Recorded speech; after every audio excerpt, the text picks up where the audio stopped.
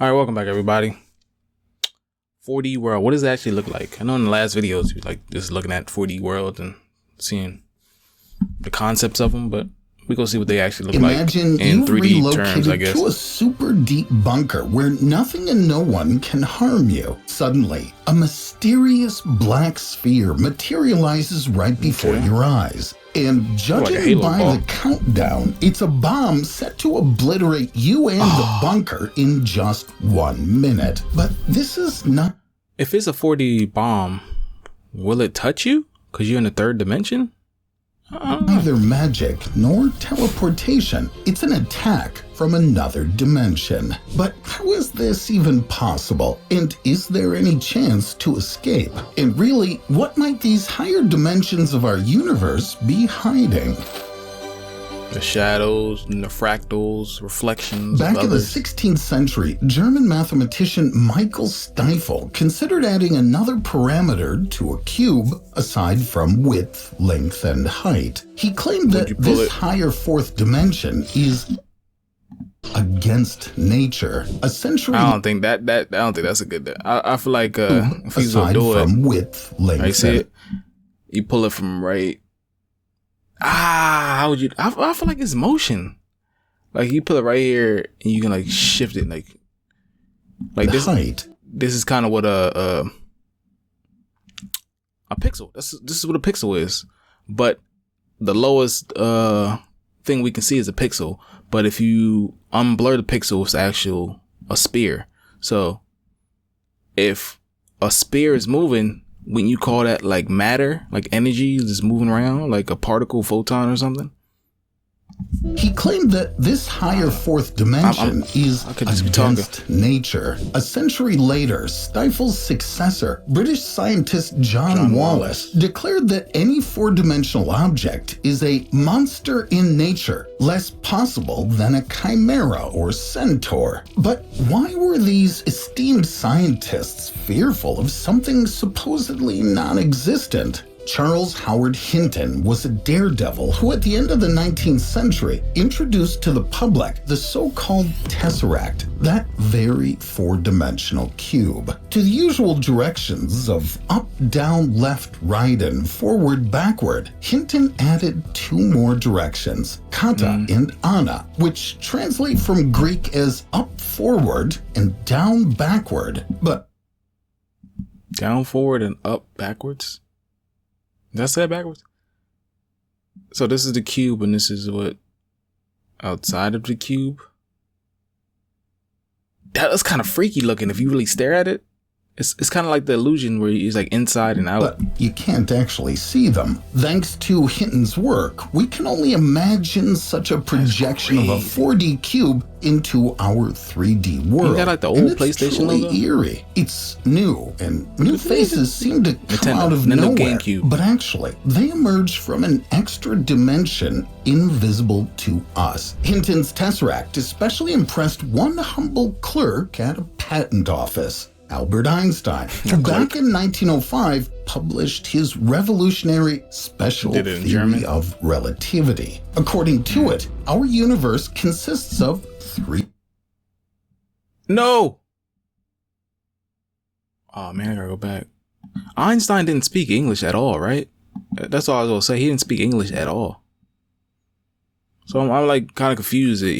Everything we know from Einstein is from German translation, because I know he was like, since World War, I think he had it before World War II, but I don't know if he was like one of the scientists, because a lot of America got their scientists from Germany after World War II because of all the fallout, you know. Spatial dimensions, what happened? The fourth dimension, time. Moreover, gravity arises because massive celestial bodies warp this 4D fabric of space-time. So if a bomb is tossed into your bunker through the fourth dimension of time, it won't explode. Because according to Einstein, you can't change the past from the future. However, other scientists have taken it even further. In 1921, German mathematician Theodor Kaluza published what he thought was a comprehensive theory of everything. By adding a fourth spatial dimension to our universe, he managed to merge gravity with electromagnetism. Then I feel like that's the thing that they're getting, like, that's the one thing that Einstein got right. No, that came off wrong. Like, that's the one thing that Einstein said is absolute. Is relativity. They're trying to do a theory of everything. How do you do a theory of everything when you can't calculate every single thing? But you can calculate things that are relative to other things, like a planet and a star, an atom and a molecule. You can't do a muon in the observable universe. They're not relative. They're not even. They're fraction. It's like you're a fraction of a fraction of a fraction of a fraction. That the smallest thing, like they say, the reason we can't observe like massless particles is because at that scale, light is the same thing as what you're measuring. So if you're trying to measure, you have to bounce light off of it so it's moved. So the corrections aren't right because those are relative. But if it is the two main fundamental forces known at the time. Later, Swedish theorist Oscar Klein expanded on Kaluza's work with quantum mechanics, yet to no avail. Because... All right, one more. I'm not going to say nothing else after this. Like when they say everything is empty space, they're correct. It's empty space, but relative to us, we're a collection of a whole bunch of atoms, which are empty space, but they're stacked on each other like hexagon, it's checkerboard. So when we touch something, we are touching each other, but at the same time we're not, because the force that's pushing us is the electrons and just the layers of different atoms on top of each other. Like you can say a chicken bone is hollow, but at the same time you could touch it. According to Kaluza-Klein theory, electrons and atoms would weigh 5 kilograms, and that's total nonsense. But there are plenty of indications that extra dimensions really exist. First, it's just a regular sheet of paper. On its surface could lie a universe with just 2 dimensions. Howard Hinton called it flatland. Here, a flat Earth is absolutely real. From your higher third dimension, you can see all its continents and oceans simultaneously. Even if someone from Flatland tries to hide in a completely isolated bunker, for you, they're always visible. If you slide a bomb in there, from the 2D poor guy's perspective, it seems to come out of nowhere. Just like that, hiding from a 4D creature is impossible for us. To the 3D world, it's akin to God. And modern science suggests that its domain is permeated with dark matter. According to astrophysicists, it interacts with ordinary matter only through gravity and gives galaxies most of their mass. But like the thing with that's a great diagram of what I think the universe looks like. Like everything's relative. Everything repeats from above, so below. So this kind of looks like a bone, right? Oh, you know, if you ever put an egg yolk inside of water, that's what it looks like. Just as the search for this mysterious substance hit a dead end, some scientists have proposed the exotic hypothesis of dark matter from white holes. You might think that sounds like the title of another young adult bestseller, but actually, it's about how black holes don't suck ordinary matter into a singularity, but into an additional fourth dimension, where it continuously erupts from white holes. It's like a cosmic scale dumping ground. As a result, all this ejected mass becomes invisible to us, but still influences our three-dimensional universe through gravity, possibly explaining the effects of dark matter. But yeah, that's what I believe, because the energy from a black hole stops at the center, because they say the singularity. I think it's the solid point where I think a black hole is absolute matter while we are spatial matter.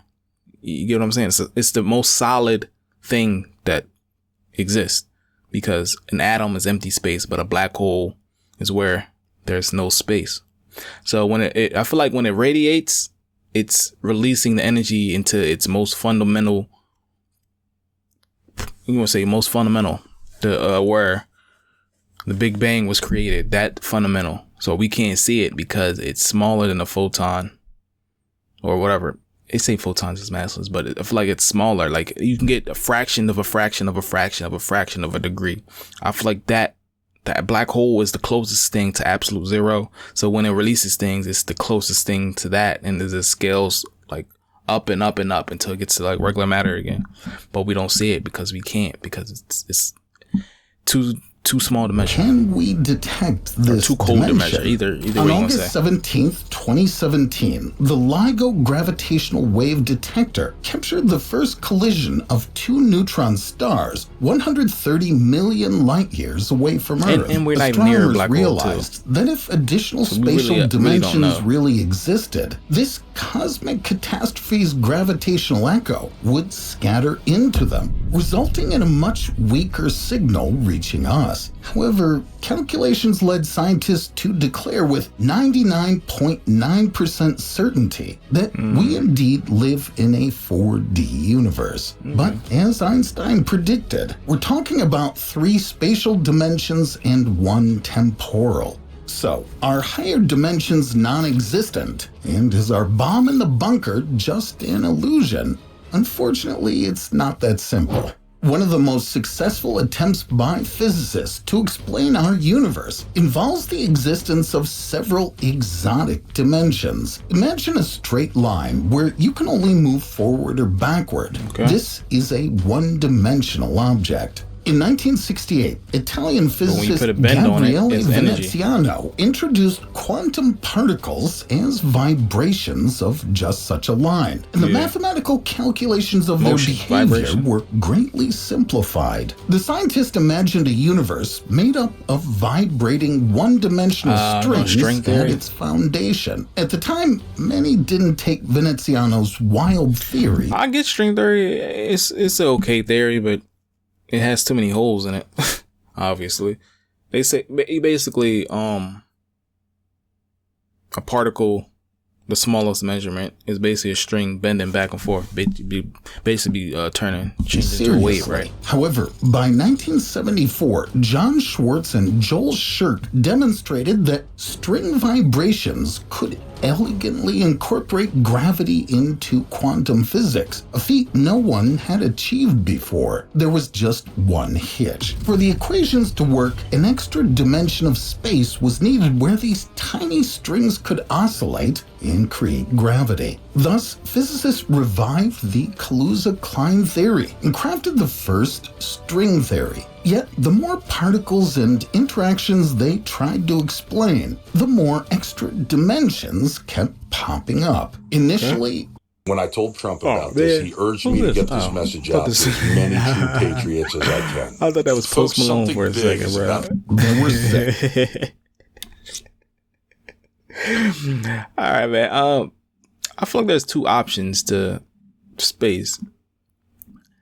Space is mostly empty, or space is full like a soup. And should I explain this in a different video? I'll probably explain this in a different video. I don't know. Basically, if it's full, that means there's just smaller things that don't interact with each other, like we don't interact with air necessarily. And we interact with air. Obviously, we interact with air, but I'm saying like we go right through it. We don't really feel it unless you go fast enough where it's resistant. But in space, it can be like smaller things, smaller than hydrogen, smaller than a proton, photon, all that. Or that space is empty and the vacuum is the effect of things clumping together, leaving the negative space of what should be there, but is in a different position. Like, it's basically the vacuum is trying to pull matter back out, but the energy and the electromagnetic field are pulling things together because it's stronger than gravity. Let me see. Do you want to see a video on that? Get a whiteboard out. Sorry, write stuff. Formulas down. And eventually a whopping 26. But in 1995, brilliant physicist. What was that?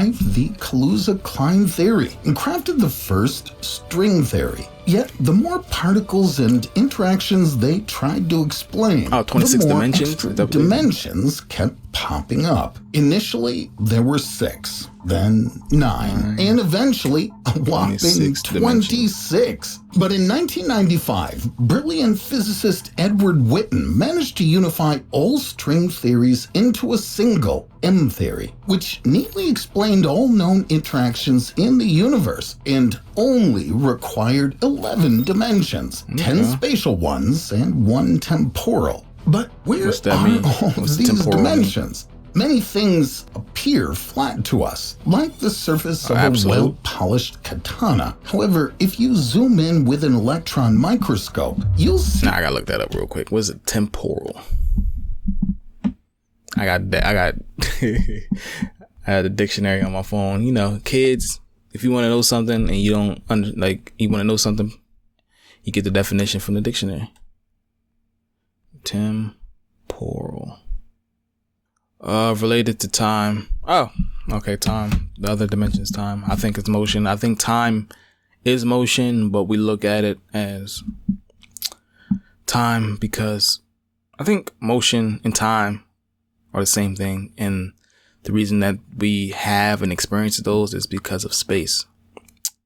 It's an effect of space. Be a complex three-dimensional landscape of peaks and valleys. These features are so tiny that they don't affect our perception of the sword. However, to particles like electrons, these tiny features are absolutely real obstacles, turning a two-dimensional surface into a true three-dimensional one. Crazy. What if the same thing is happening with space itself? Our three-dimensional universe seems smooth and uniform until you zoom into Planck scale dimensions. That's 10 to the negative 35th power meters. Cool. String theorists are convinced that this is where you can uncover all the hidden extra dimensions tucked away in these exotic Calabi-Yau manifolds. Basically, these are like the technical tunnels of our universe through which only strings and multi-dimensional membranes woven from them can squeeze through. The good news is that even if this theory holds, no bomb or even a single electron can sneak through these tiny gaps. Yet,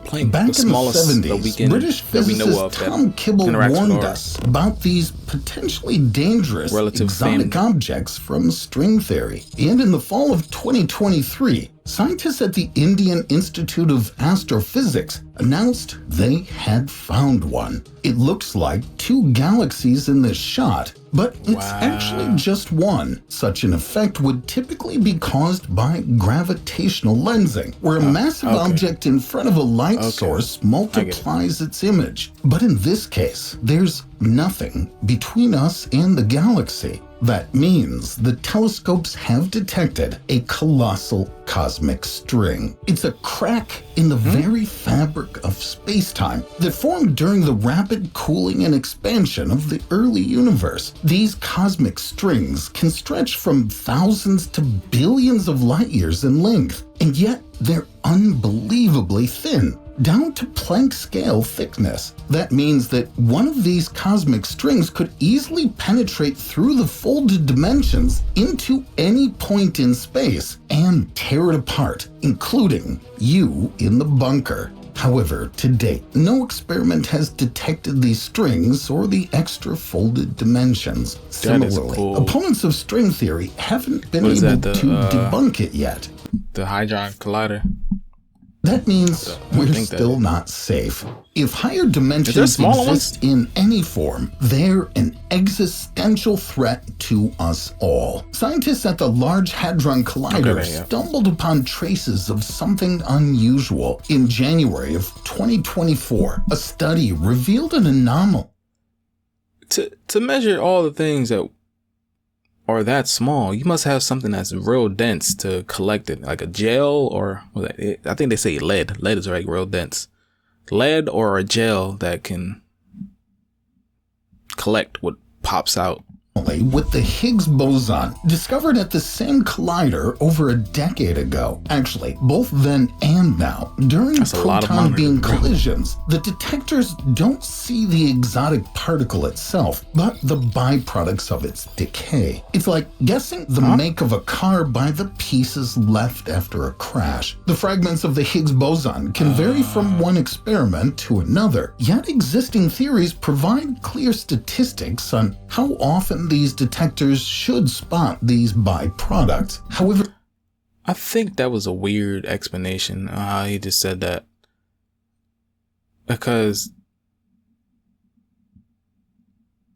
I don't know. I'm not explaining how he just said that. The new study showed that a very rare decay scenario happened twice as often as scientists had anticipated. Some believe this points to the influence of tiny curled up dimensions through which the Higgs boson interacts with something unknown. This would have been merely a scientific curiosity if British scientist Martin Rees hadn't warned us back in 2018 that experiments at the Large Hadron Collider could create microscopic black holes. Certain scientists assure us that the proton beam collisions are not powerful enough to generate the energy density needed. But if it turns out, you could say they're creating microscopic black holes, or are they colliding microscopic black holes to create, or what would you say atom is? You could say an atom is a stable black hole, and what you're doing is colliding to make a black hole. I don't know. Because energy is energy at the end of the day. If you really think about it, fundamentally, energy is energy. And what is a black hole?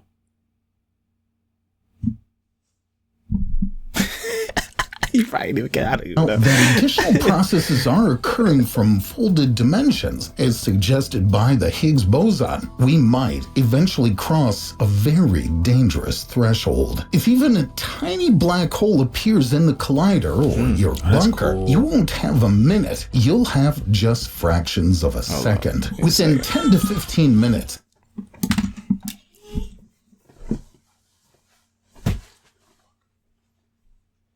The entire Earth could plummet into a hellish dimension from which there is no return. But the effects of unaccounted for dimensions are capable not just... That's also saying if you think a black hole is an absolute eater, it doesn't just...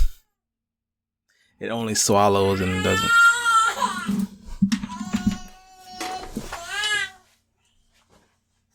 of compressing. If you say it's like an eater, now, the entire universe and not is just expanding increasingly quickly. Most scientists believe that the vacuum of space itself contains what's known as dark energy. So the more new space appears, the more it pushes outward in all directions. But even astrophysicists admit this isn't a real explanation, just a crutch to keep their theories from falling apart. But in my research into higher dimensions, I came across an alternative theory that seems much more coherent and terrifying. If you draw galaxies on the surface of an inflatable balloon and start blowing it up, they'll also rapidly move away from each other. This effect would puzzle astronomers in this version of Flatland, because they wouldn't realize that their cosmos is expanding due to the enlargement of an...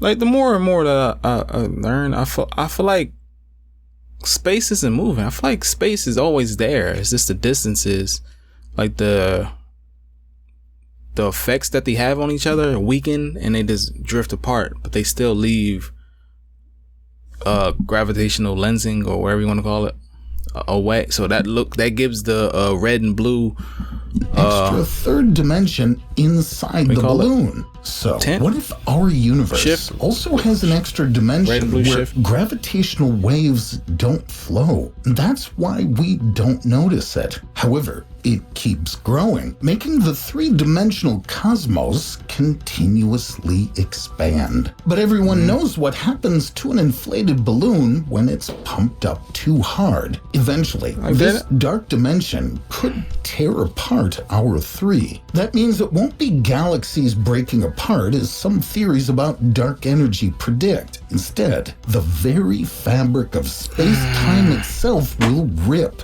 No bunker will save us from that. But like, that's kind of hard to believe. Like, you think you think that's gonna happen from, I don't know, 50, 100, I say 100 years of, what the hell's the eyes in there? 100 years of science and like research compared to whatever time the universe is, 14, 15 billion. That's what we know. It could be trillion. You don't know necessarily, but they say because when light was first reflected during the Big Bang, that's when they say time, the universe started, but it could just be our section of space. If our contact with ghostly higher dimensions has already happened, you know, I'm extremely interested in videos of strange objects declassified by the Pentagon in recent years. But what especially caught my attention was the revelation from former intelligence officer David Grush, who spoke to the entire Congress about the non-human origin of these phenomena on July 26, 2023. And one of his phrases just stuck in my head. It could be that this is not... This is when the objects were, they were saying, on faster than what we know, basically what physics says. So they're saying it's a fourth dimensional thing. Extraterrestrial, and actually that it's coming from a higher dimensional physical space that might be co-located right here. So the civilization that created these objects may not exist in distant space, but right here on Earth, under our noses, in hidden higher dimensions. Of course, these beings would seem godlike to us, as we would be like flatlanders to them. And considering they haven't dropped four-dimensional bombs on us yet, contact with them may mark a new era of prosperity for us. So, what do you think? Is there someone out there beyond the walls of our 3D cell? Alright, y'all. Thank y'all for watching, man. Like, comment, subscribe, and What do y'all think about the fourth dimension? You think I was just talking? You think I made sense? Let me know in the comment section. But yeah, oh my God.